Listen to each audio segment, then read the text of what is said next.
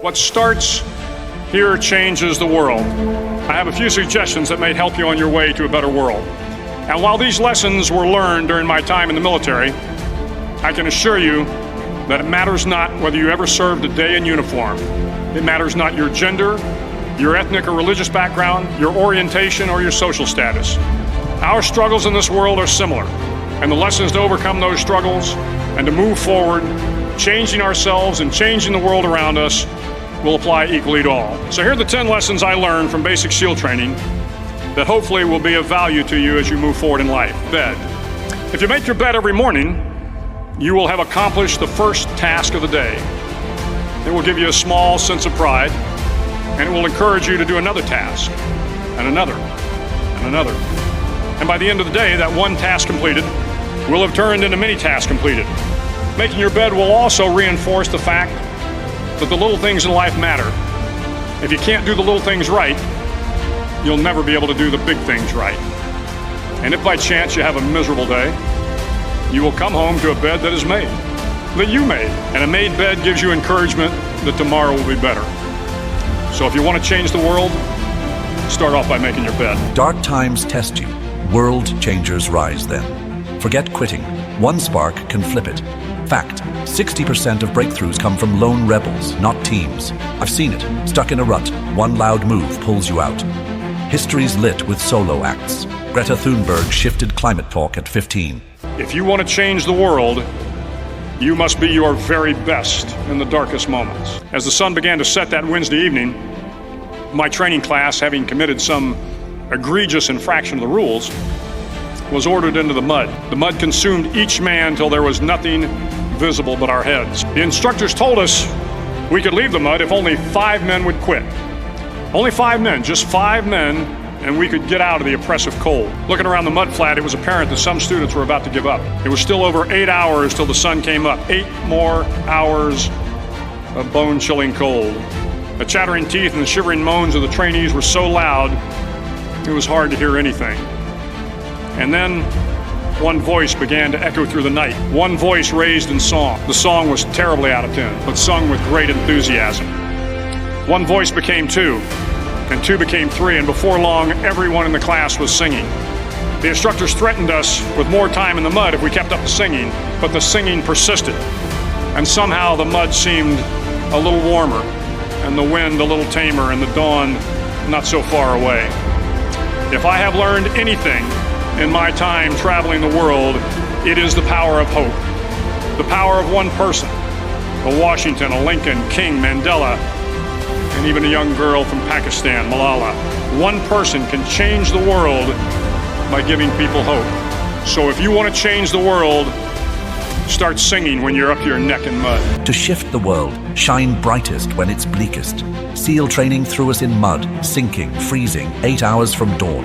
Quitters wavered, 5 bailing could have freed us. Then one guy sang, off-key, loud. 2 joined, then all. Mud warmed, hope sparked. Fact, 85% of survivors credit grit to one defiant act. Solo voices, think MLK, Malala, flip history. Neck deep in chaos, belt it out. The record for the obstacle course had stood for years when my class began in 1977. The record seemed unbeatable, until one day a student decided to go down the slide for life head first. Instead of swinging his body underneath the rope and inching his way down, he bravely mounted the top of the rope and thrust himself forward. It was a dangerous move, seemingly foolish and fraught with risk. Failure could mean injury and being dropped from the course. Without hesitation, the student slid down the rope perilously fast. Instead of several minutes, it only took him half that time. And by the end of the course, he had broken the record. If you want to change the world, sometimes you have to slide down the obstacles head first. During the land warfare phase of training, the students are flown out to San Clemente Island, which lies off the coast of San Diego. The waters off San Clemente are a breeding ground for the great white sharks. To pass SEAL training, there are a series of long swims that must be completed. One is the night swim. Before the swim, the instructors joyfully brief the students on all the species of sharks that inhabit the waters off San Clemente. Records don't budge till someone guts it out. Fact, 75% of game changers like Elon bet big and win weird. Head first down a rope, insane, fast, victorious. My view, play safe, stay stuck. Dive in or die trying. Shark-infested night swims? Stats say attacks are rare, but fear's real. World shifting's not cozy. Charge the jaws. There are a lot of sharks in the world. If you hope to complete the swim, you will have to deal with them. So if you want to change the world, don't back down from the sharks. As Navy SEALs, one of our jobs is to conduct underwater attacks against enemy shipping. We practice this technique extensively during training. The ship attack mission is where a pair of SEAL divers is dropped off outside an enemy harbor and then swims well over 2 miles underwater, using nothing but a depth gauge and a compass to get to the target. During the entire swim, even well below the surface, there is some light that comes through. It is comforting to know that there is open water above you. But as you approach the ship, which is tied to a pier, the light begins to fade. The steel structure of the ship blocks the moonlight. It blocks the surrounding street lamps. It blocks all ambient light. To be successful in your mission, you have to swim under the ship and find the keel, the center line, and the deepest part of the ship. This is your objective. But the keel is also the darkest part of the ship, where you cannot see your hand in front of your face. Fact, 90% of SEALs nail missions by guts, not gear. 2-mile underwater swim, pitch black, just a compass. Nuts, right? My take. World changers don't dodge the dark. They hunt in it. Steel ships kill the light, but that's where the wind hides. Dive deep or drift. All you have to do to quit is ring the bell. Ring the bell, and you no longer have to wake up at 5 o'clock. Ring the bell, and you no longer have to be in the freezing cold swims. Ring the bell, and you no longer have to do the runs, the obstacle course, the PT, and you no longer have to endure the hardships of training. All you have to do is ring the bell to get out. If you want to change the world, don't ever, ever ring the bell. It will not be easy. Start each day with a task completed. Find someone to help you through life. Respect everyone. Know that life is not fair and that you will fail often. But if you take some risks, step up when the times are the toughest, face down the bullies, lift up the downtrodden, and never ever give up, if you do these things, the next generation and the generations that follow will live in a world far better than the one we have today. And what started here will indeed have changed the world for the better. Thank you very much. One bell rings, you're out. No more grit, no more grind. Fact, 80% of SEAL hopefuls quit. Bell's their trap. My call, world changers don't tap out. Life's brutal. 50% of startups crash yearly. But risk it, lift others, face the heat. Never quit, and your spark rewrites tomorrow. Stand tall. Every SEAL knows that under the keel, at that darkest moment of the mission, is a time when you need to be calm. When you must be calm, when you must be composed, when all your tactical skills, your physical power, and your inner strength must be brought to bear. If you want to change the world, you must be your very best in the darkest moments. The 9th week of training is referred to as Hell Week. It is 6 days of no sleep, constant physical and mental harassment, and one special day at the Mud Flats. The Mud Flats are an area between San Diego and Tijuana where the water runs off and creates the Tijuana Sloughs, a swampy patch of terrain where the mud will engulf you. It is on Wednesday of Hell Week that you paddle down to the Mud Flats and spend the next 15 hours trying to survive this freezing cold, the howling wind, and the incessant pressure to quit from the instructors. As the sun began to set that Wednesday evening, my training class, having committed some egregious infraction of the rules, was ordered into the mud. Under the keel, pitch black, SEALs lock in. Calm wins, panic loses. Fact, 95% of Hell Week dropouts crack in the dark. My view, world changers thrive when it's ugliest. 6 sleepless days, mud swallowing you whole. Best stay steely or you're sunk.